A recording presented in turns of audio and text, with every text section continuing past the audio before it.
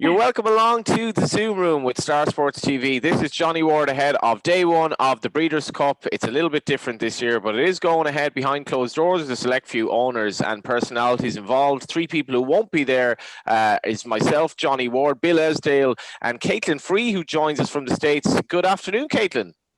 Nice to be back with you guys. Good to see you again. Exciting things coming along, but like you said, sucks that it's behind closed doors, but better having it than not. Yeah, it sucks that it's behind closed doors. I couldn't have put it better myself. I saw you were retweeting, you're tweeting some of the Aidan O'Brien runners going out to the track.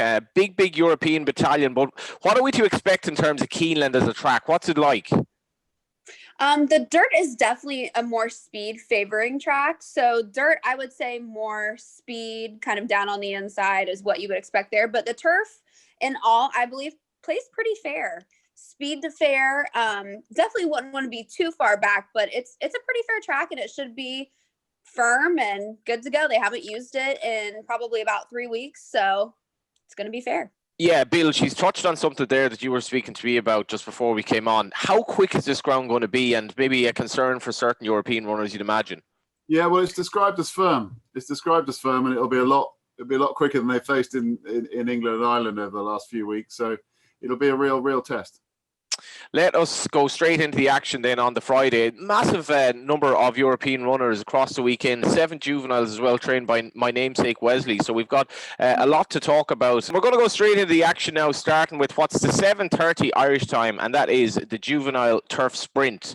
This is over 5.5 furlongs. Lipizan are going over here, and this is going to be interesting, Bill, because this horse is by Uncle Mo, Aidan O'Brien trained horse, but absolutely revelled in the slop last time. There will be certain concerns about the ground for this lad.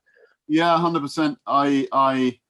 He's around a 14-1 shot over here, and like you say, the concern with him is that even though he's drawn a good gate in 3, is whether he can take advantage of that gate. Kaitlin was just saying about how, an inside draw is preferential, and that's great if you can take advantage of it. But if you sit in the stalls and let them fly past you, it's even harder work. So he wouldn't be top of my list. I think the other European challenger, or a few European challengers here, you better believe it. Again, he's been doing his winning coming from behind, and Kaitlin will tell us more. But I think it's hard to come from. Well, you're going to need a lot of luck if you're going to weave your way through here over such a short trip.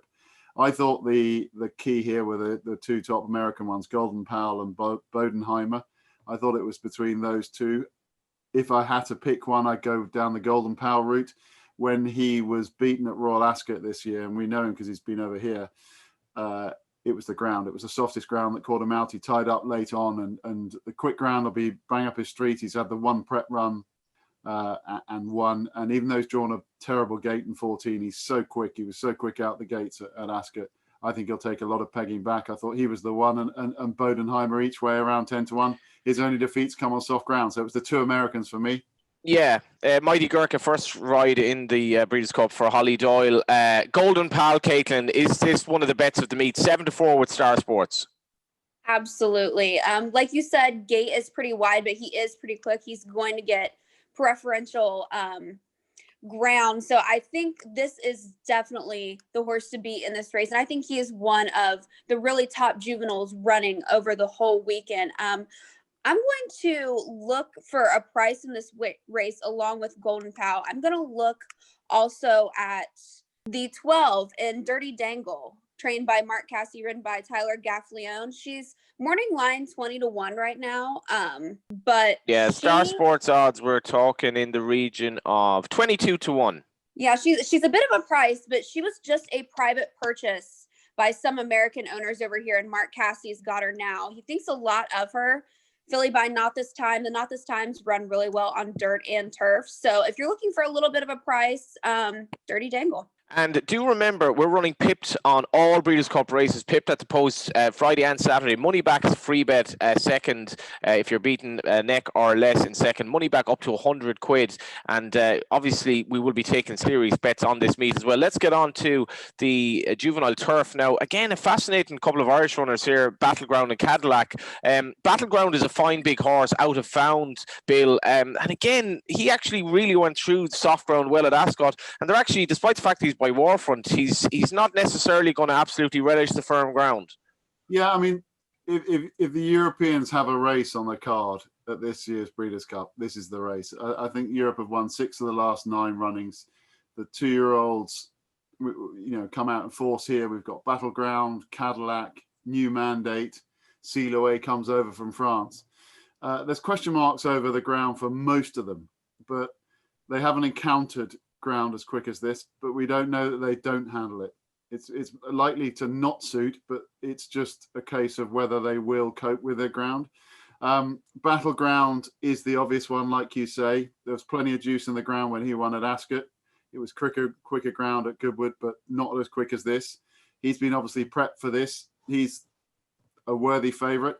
Cadillac, on breeding, he should hate the ground, but his 2 best runs have come on the best ground he's encountered. Two good ground wins, one of them over a mile. Had a very good horse of Aidan O'Brien's in behind that day, who's gone on and won a Group 1. So Cadillac would probably be the call for me, but Battleground not far behind. Yeah, I'd probably go with Battleground. I know we haven't seen him in a while, but with the view to his potential stud career over in the States, I'd imagine this has been his basically his cup final. Battleground, Cadillac and Mutasabek are all 5-1 with Star Sports. Kaitlin, what do you like? I'm going to go with Battleground in here. I agree with you guys. The breeding, I absolutely love it. I think he's a super, super talented horse. Just seems to get better and better with every start. One horse that I'm really curious about is the 2 New Mandate. I've heard a few people that like this horse. I don't know much about him. I've watched back some of his races, but some of the best punters that I listen to and some of the people on the podcast and the radio shows really are giving this horse a little bit of a chance. So go ahead. I'm not sure what you guys think about I was just going to say the best punters, Johnny and I wouldn't be in that category because we haven't mentioned you. New Mandate's won his last 3. He's drawn well. He's got Frankie Dettori on him. There's lots to like about him. Just for me, it was I gave Battleground and Cadillac the edge over him because I think they may have achieved a little bit more. I mean, the form is stacking up behind some of the runs. His last 3 runs. Again, it's going to be interesting about tactically how this race unfolds because I was hoping you were going to say Mutasabek. I was interested to know why you didn't say Mutasabek because as the leading US hope in this race, was there a reason you didn't want to put him up? There's not really a specific reason. He likes Keeneland. I have not been super, super impressed with these races. I feel like he's a vulnerable favorite. He's a very nice horse, but Europeans have pretty good luck in this race. And the contingent that the Europeans are bringing in, I feel like I just prefer them a little bit more to him.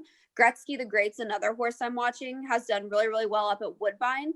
The firm ground should not be a problem for him. I know the Cassie Barn is very high on him, but I definitely think that I would give the Europeans the edge in this race. Just very briefly, Kaitlin, Anthony in the Juvenile fillies on the dirt, 7 runners All-American, 2 unbeaten horses here in Simply Ravishing and Bob Baffert's Princess Noor. Well, this one's a little tough. Everybody thinks it's going to be Princess Noor, but her numbers look a little bit light for me on the page. I mean, she's been very impressive, super impressive 2-year-old filly for Bob Baffert running over on the West Coast, but her numbers haven't been giant. The times haven't been great. So do I think she wins this race off of talent alone? It's likely. But if you really want to take a stab at her, the one Simply Ravishing has a little bit of maybe better numbers. She really likes Keeneland, won a grade 1 last out at Keeneland. She's very versatile. She runs on dirt, turf, anything. She's had a great career. She's got more experience. So I think Simply Ravishing is one that maybe you'd want to look to in this race if you were trying to beat Princess Noor, but I think it's probably a 2-horse race. The penultimate race we're looking at on the Friday entails strong Irish contingent as well. We've got Mother Earth coming over by Zoffany. Big doubts about the ground potentially. Miss Amulet, Ken Condon's first runner in the Breeders' Cup, who's had a really good season. Julian Leperoux in the place. This is a tricky race, Bill. Yeah, really tricky because you've got 2 fillies in this race taking a big step up in trip. You've got Campanelle, the Wesley Ward, Frankie Dettori horse, who brings the best form to the party, but the trip is a big question mark and hasn't landed a great gate. Miss Amulet, who you touched on before, stepping up another couple of furlongs. So the combination of kind of ground and trip are all question marks here. Mother Earth, she's getting better with every run, but like you say, the ground is going to be so different. You couldn't be confident from kind of gate 8 whether she would or won't handle it. I just thought it would go. I thought the local, the Aunt Pearl, unbeaten, won at the track last time. I thought she was rock solid. I couldn't really see beyond her, to be honest. Yeah, Udnadata as well, Jessica Harrington's filly by Australia, is very interesting. And Pearl, going to be probably going off sort of certainly the morning line favourite over there, Kaitlin, currently 11-4 with Star Sports. She's very, very good. Loves Keeneland. The ground shouldn't hurt her at all. She's been so strong this year. Another filly that I think could give her a little bit of a challenge is Plum Ali. She's ran a few times at 2, definitely has one of the bigger careers as far as 2-year-olds go in this race, but she's a very good filly and she's definitely one to look at. But it's going to be those 2 for me. We actually have a scratch in here. Tetragonal's out. So the first AE, Invincible Gal, for Grey Motion's going to draw into the race. And just the final race then on the Saturday, or on the Friday rather, if there's one thing you like, it's a short price favourite in the last race, and that is the Breeders' Cup Juvenile. And we're going to have a strong favourite here in the shape of Jackie's Warrior, trained by Steve Asmussen. And at the moment, 13-8 with Star Sports, Kaitlin. He seems to be unbeatable. He's one of the best juveniles I've seen in the last few years.